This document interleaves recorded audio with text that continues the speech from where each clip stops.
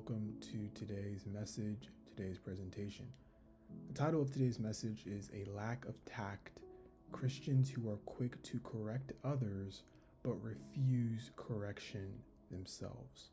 Okay, and as I present this message, I'm going to be really hitting home for some of you all because this is something that I think a lot of us have maybe been guilty of or even experienced at the hands of others.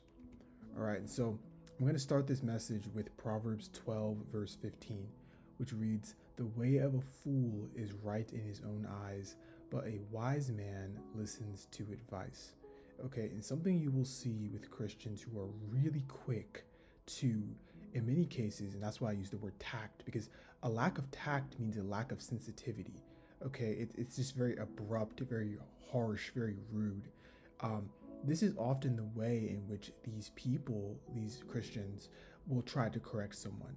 And they often do so because they are right in their own eyes.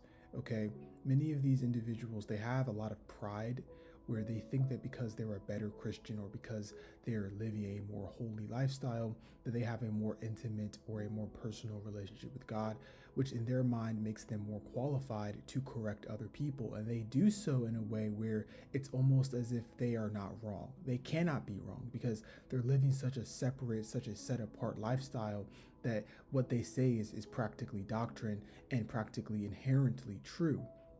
And the reality is that many of these individuals, they have no one in their life that is holding them accountable. They don't have accountability. In their eyes, it's just them and God, and they are never wrong. And the problem is that it actually makes them a fool because they're right in their own eyes. They are quite literally leaning on their own understanding, and they're not actually taking the time to listen to what someone else has to say. Right, and Proverbs 12:15 is saying a wise man listens to advice. But many of these individuals, because they sort of, again, they think of themselves a little bit higher than they should, they don't take advice from anyone. All they do is simply rely on what they think the Lord is telling them, when oftentimes they're actually just relying on their own insight, their own understanding. They're literally just leaning on what is right in their own eyes. Okay, Proverbs 26, verse 12 tells us, "Do you see a man who is wise in his own eyes? There is more hope for a fool than for him." Okay, and for those that don't know, Proverbs is written by the King Solomon, who, by the way, is the wisest man to have ever existed. Okay, and so Solomon is saying that if there's an individual who is wise in their own eyes, they think of themselves as wise, they think of themselves as having understanding, there is more hope for a foolish man than for that individual. Okay, and going back to Proverbs 12:15, something you will see with an individual who is foolish in their own eyes is that they do not take advice from other people. They don't have a heart of a student. They're not always asking questions and seeking to learn. They think that they have it all figured out. They think that they've cracked the code, that they know everything, and therefore they don't need to listen to anyone else because they've discovered whatever it is, whatever wisdom it is that they are looking for, and this makes them think that they are, again, just inherently qualified to correct other people and to try to tell people how they should be living and what they should be doing. Okay, Proverbs 18, verse 2 tells us a fool takes no pleasure in understanding, but only in expressing his opinion. Okay, this is something that you will see with Christians that lack tact and are just very quick to want to correct other people. They have no interest in what it is that you have to say. They have no interest in listening to wisdom. They only have an interest in telling you what they think, and you shouldn't do that, and I think you should do this. They only are interested in expressing what they think you should be doing. And they will say things like, "Explain yourself. Why did you do this?" Or, "I thought that I heard you do this." And it's like they act as if they are judge, jury, and executioner. Okay, they're only interested in handing down judgment. They're only interested in expressing their own opinion. They have no pleasure in understanding. Galatians 6, verse 3 tells us, "For if anyone thinks he is something when he is nothing, he deceives himself." Okay, so when an individual thinks that they are wise in their own eyes, not only does Solomon tell us that there is more hope for a foolish man than for someone that thinks that they are wise in their own mind, but that the fact that you even think that you are something when you actually are nothing, you deceive yourself. And so Going back to pride, a lot of people, they think of themselves as something when in reality they're a fool. Okay, they are nothing, but they think that they are wise, they think that they are prudent, they think that they are full of understanding. But because of these opinions that they have of themselves, they actually are deceiving themselves, because the reality is that that which they think of themselves is not real, but in reality it is nothing. Proverbs 27:17 tells us, iron sharpens iron, and one man sharpens another. Okay, and a note here is that iron cannot sharpen itself, it requires an external force. And so, something that you will see with individuals who are very quick to try to correct other people and to try to point out other people's flaws is that they don't have another piece of iron sharpening themselves. All they do is go about trying to correct people, expressing their opinion about what someone should or shouldn't be doing. The whole time, no one is sharpening them. They're actually quite dull and brittle because of that. And so, something that you will observe is that when an individual actually has someone that's correcting them, holding them accountable, they understand more so what grace is, because they understand how they fall short every single day. But when there's an individual who has no one that is holding them accountable, whether it be a parent, a mentor, a Bible study leader, no one is holding them accountable, right? It's just their own understanding and their own wisdom that has allowed them to become proud, where they think that they have understanding. They think of themselves as something when they are nothing. They don't have the sharpness that is actually required to hold someone accountable. Because how can you sharpen someone else when no one is sharpening you? Ecclesiastes 4:13 tells us, better was a poor and a wise youth than an old and foolish king who no longer knew how to take advice. Okay, so this is a theme that we're seeing here, how it's not good to be an individual who doesn't take advice from people, right? You don't listen to anybody. You think of yourself as wise, you think that you have it all figured out. It's better to be poor, okay, and wise, and be a wise youth, to be young, than to be old and accomplished and to have all these accolades and achievements to your name, but you don't take advice from anybody. Proverbs 15:32 tells us, whoever ignores instruction despises himself, but he who listens to reproof gains intelligence. Now, this is really interesting, because oftentimes the reason why people are so quick to want to correct other people is because they don't really like themselves. They despise themselves, actually. And so when they go about correcting other people, when they go about trying to point out the piece of wood in someone else's eye, this makes them feel good about themselves, because it makes them feel as if they're morally superior, again, that they're a better Christian, and it boosts their ego, it boosts their self-confidence.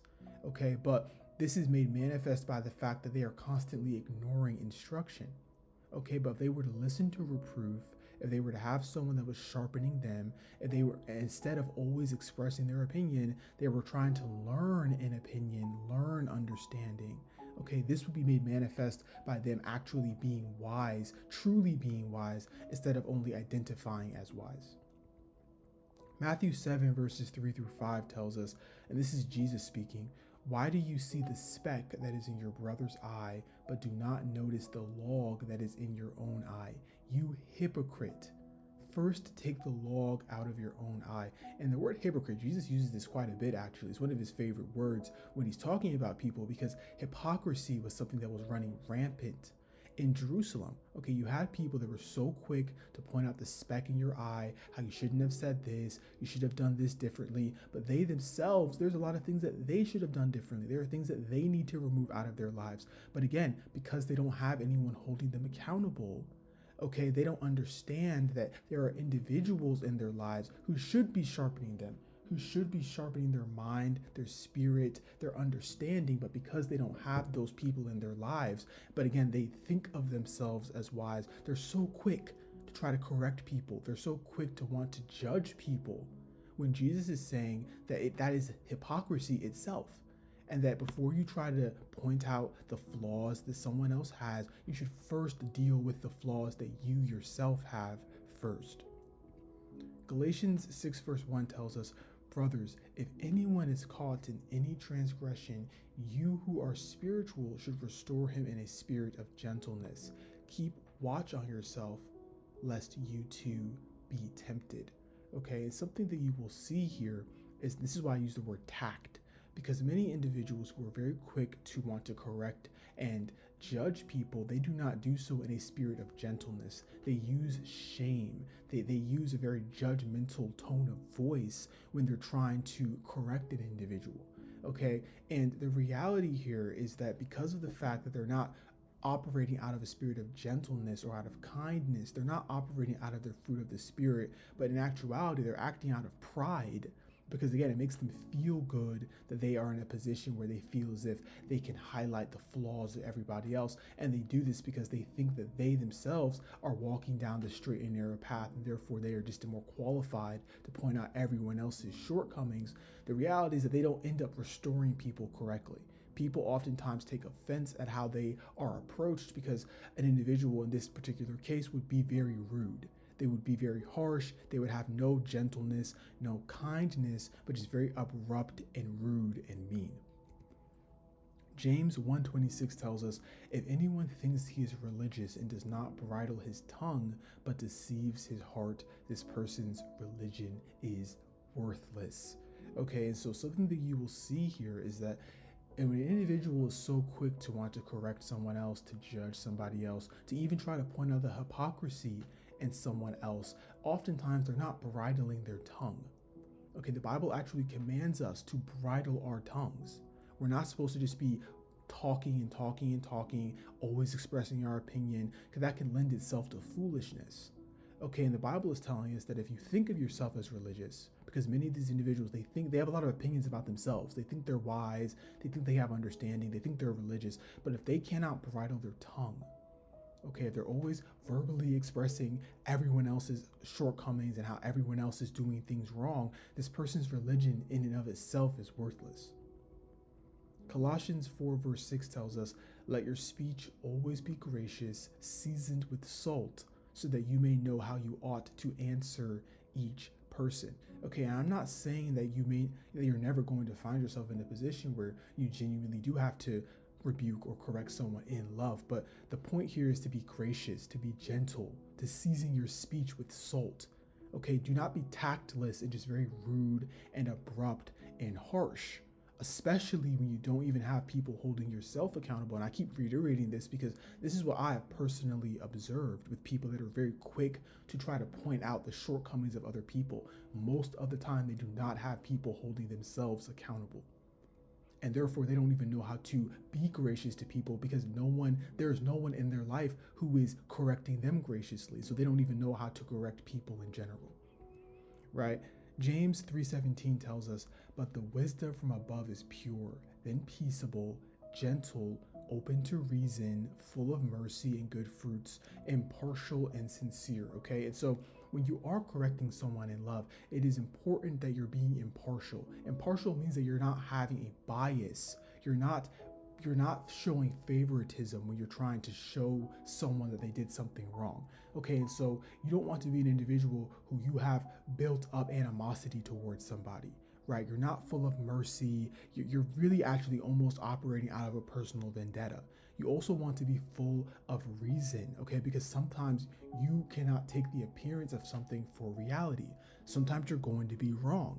And so you have to be able to listen to that other person's side of the story instead of just being very harsh and very mean and acting as if you have it all figured out because God must have told you what this person was doing. You don't want to be like the priest Eli in the book of 1 Samuel where he saw Hannah praying and he just assumed that she was drunk and was like, you drunkard in the temple, when she actually was praying, but the manner in which she was praying was that her lips were moving but words were not being spoken aloud. And so he didn't have all of the facts together. He just jumped to conclusions.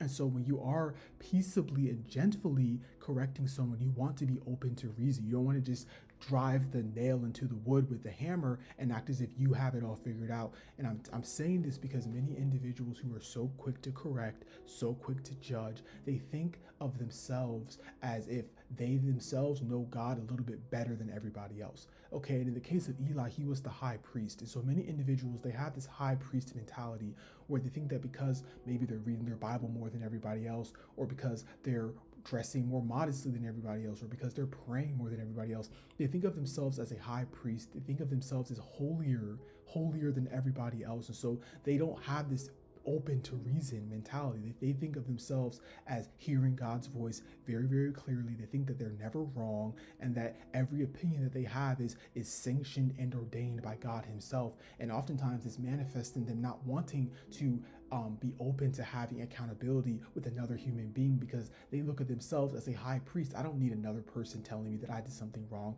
If I did something wrong, God would have told me himself. And so what do you mean that someone else can see that what I'm doing is wrong? That's how proud they are. They think of themselves when they are actually nothing. They think of themselves as something when they are nothing. And so when it comes to correcting and rebuking people in love, they're not open to reason. They don't have mercy. They oftentimes do have partiality when it comes to judging people because they think of themselves way too highly.